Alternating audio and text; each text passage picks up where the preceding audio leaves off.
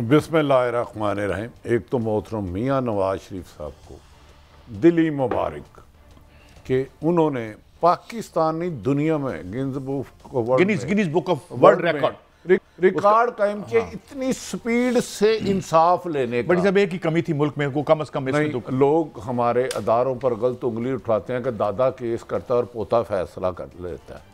इतनी तेजी से इंसाफ, 4 साल इश्तिहारी मुजरम और इस तरह प्रोटोकॉल सब इस तरीके से गलत सजाएं दे दी जाती हैं हमारे यहाँ। नहीं, वैसे उन सब लोगों को मैं हाकिम वक्त हूं तो उनको गिरफ्तार कर लूं भाई, 1 अरब रुपया कम से कम लगा उसको। हाँ देखें ना, और मासूम लोगों को पकड़ लिया। इतने शरीफ मासूम आदमी जिनका मेफले फ्रेंड से तल्लक कोई नहीं, मनी ट्रेल भी दे दी, साबित नहीं कर सके तल्लक से उसको। और आज भी सुना है कि उन्होंने उस जो जज साहब के आगे थी उस केस में कुछ नहीं लिखा था कि ये फ्लैट इनके हैं, जेआईटी की रिपोर्ट थी, कुछ भी नहीं लिखा था।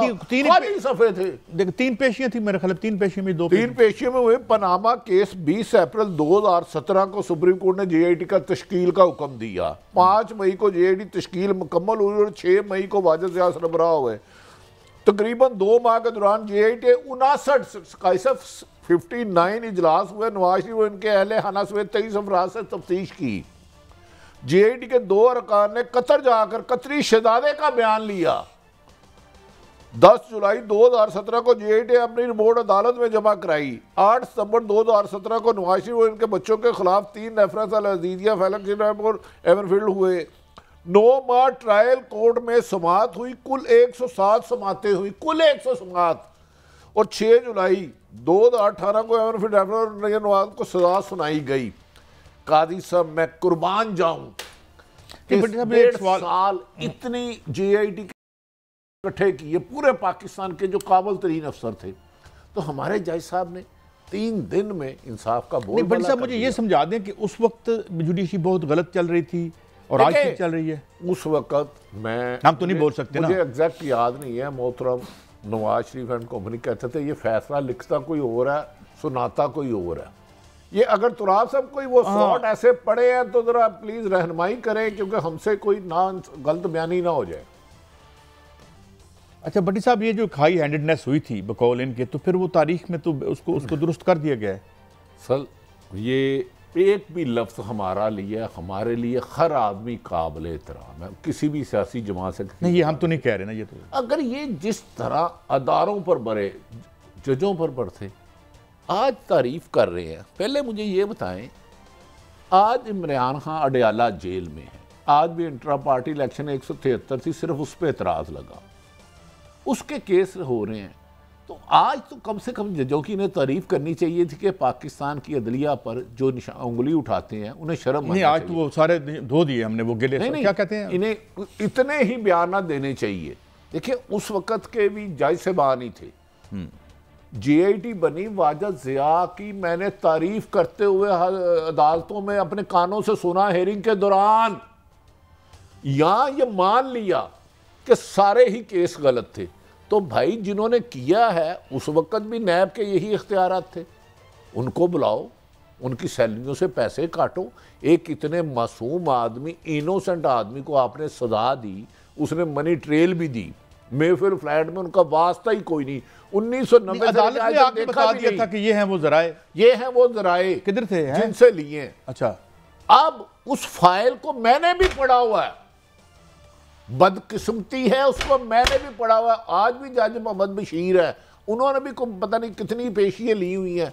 कादी साहब कब तक ये नाइंसाफी का सूरज चढ़ता नहीं है? इस तरह सियासतदानों के साथ नहीं होना चाहिए। ये नाइंसाफी है, सियासतदान है उनके साथ बिल्कुल नहीं होना चाहिए। सियासतदान जिनकी जिंदगी में कभी झूठ की झलक नजर नहीं आई, जिन्होंने करप्शन को गाली समझा। मैं समझता हूँ एक वो था औरंगजेब आलमगीर जो टोपियां सी के गुजारा करता था, एक आज हमारे हुक्मरान है, एक रुपया पाई हलाल की। लेकिन मैं हाँ जी देखें मोहतरम इमरान खान साहब के कमों बेशतर इसी सुप्रीम कोर्ट के, हाई कोर्ट के ऑनरेबल जज, मेरे तो फेवरेट है आमिर, क्या नाम है आजकल पूरा, आमिर साहब ही है ना, आमिर फारूक साहब मेरे तो फेवरेट है। नहीं कुछ फैसले वो महफूज करते हैं और 2-3 माह बाद आते हैं। ये इंसाफ का तकादा, ऐसे जज चाहिए। इधर फैसला महफूज हुआ, ادھر اناؤنس ہو گیا. دیکھیں قیمتی چیزیں محفوظ ہی ہوتی ہیں بٹی صاحب, ان کو محفوظ کر لینا چاہیے. لیکن یہ ہے کہ اب کہا یہ جا رہا ہے اب نون لیگ کم سے کم آج کے بعد عدلیہ پہ تو اعتراض نہیں نہ کرے گی. یہ تو تعریف بنتی ہے. اگر آپ بھی انصاف نہ کرو گے تو آپ بھی یاد رکھو حقائق سے چشم پوشی کریں گے. میں تو کہتا ہوں کہ ٹرانسپیرنسی انٹرنیشنل کو ترمیم کرنی چاہیے جو اس نے ریٹنگ دی ہے, اور بلا وجہ جو ہے وہ تیسرے نمبر پہ اس کو رکھ دیا. ہمیں دکھ ہوتا ہے, تکلیف ہوتی ہے یہ پڑھ کے, اور میرے خیال میں انہوں نے عجلت میں یہ بنائی ہے رپورٹ. اگر ذرا تھوڑا آرام سے بناتے اور جس طریقے سے اب کارکردگی ہے تو شاید یہ ریٹنگ اور بہتر ہو جاتی. قاضی صاحب دیکھیں اس سے زیادہ کیا ہوگا کہ ایک مجرم جسے اعتزاز احسن صاحب کے بقول, سلمان اکرم راجہ کے بقول کہ نظیر ہی کوئی نہیں ماضی کی 76 سال میں کہ کسی ایک شخص اشتہاری کی اور کنوکٹڈ کی اس طرح بیل ہوئی ہو. اگر اب تو عدلیہ کی انہیں کم سے کم تعریف کرنی چاہیے نا. قاضی صاحب یہ کیوں نہیں کرتے؟ محترم نواز شریف صاحب کو کم سے کم 10 گھنٹے کی پریس کانفرنس کرنی چاہیے, اور ٹی وی پر واجب ہے کہ ہم بھی دیکھیں گے اور 10 گھنٹے دکھائیں, اس قوم کو دکھائیں کہ ہمارے سنہری ہیرے جو پاک صاف ستھرا ماضی اور حال رکھتے ہیں ان کو سزائیں سناتے ہو. اب تو انصاف ہے نا. زبیری صاحب ہیں جناب ہمارے ساتھ, عابد زبیری صاحب سابق صدر سپریم کورٹ بار. تو ہم تو مدح سرائی ہی کر رہے تھے. خدا کا فضل ہے کہ کہا جاتا ہے justice delayed is justice denied. At least good examples are being set کہ جو سپیڈی جسٹس پہ دیکھ رہے ہیں ہم. تو آپ بھی سمجھتے ہیں کہ it's a good omen for our country and the judiciary? اور بھی ایک فریز میں آپ کو چلا دوں, justice hurried is justice buried. یہ بھی کہا جاتا ہے ہماری لیگل جارگن میں, justice hurried is justice buried. تو یہاں یہی ہو رہا ہے لگ رہا ہے. تو آپ دیکھیں بالکل آپ نے یہ فرمائیے, میں سوری روک رہا ہوں آپ کو. اب کیا آٹومیٹکلی سپریم کورٹ میں جانے کی کوئی ضرورت نہیں, ان کی نااہلی جس طرح ان کے کیمپ کے لوگ کہہ رہے ہیں کہ ختم ہو گئی, تو میرے خیال میں اب وہ الیکشن لڑ سکیں گے؟ دیکھیے وہ بالکل الیکشن لڑیں گے. وہ کورٹ میں جائیں نہیں جائیں کوئی نہیں, ان کو الیکشن سے کوئی نہیں روک سکتا کیونکہ سارا سسٹم ہی اس طرف چل رہا ہے. اور ان کے لیکن میں سمجھتا ہوں کہ ایک مشکل آ سکتی ہے جو ان کے وکلا کو سوچنا چاہیے نیچرلی, لیکن وہ بھی کوئی مشکل نہیں ہے کیونکہ انشاءاللہ عدالتوں سے ان کو وہاں بھی پوری ریلیف مل جائے گی. وہ یہ ہے کہ ان کی ابھی ایک نااہلی سپریم کورٹ نے ڈکلیئر کی ہوئی ہے.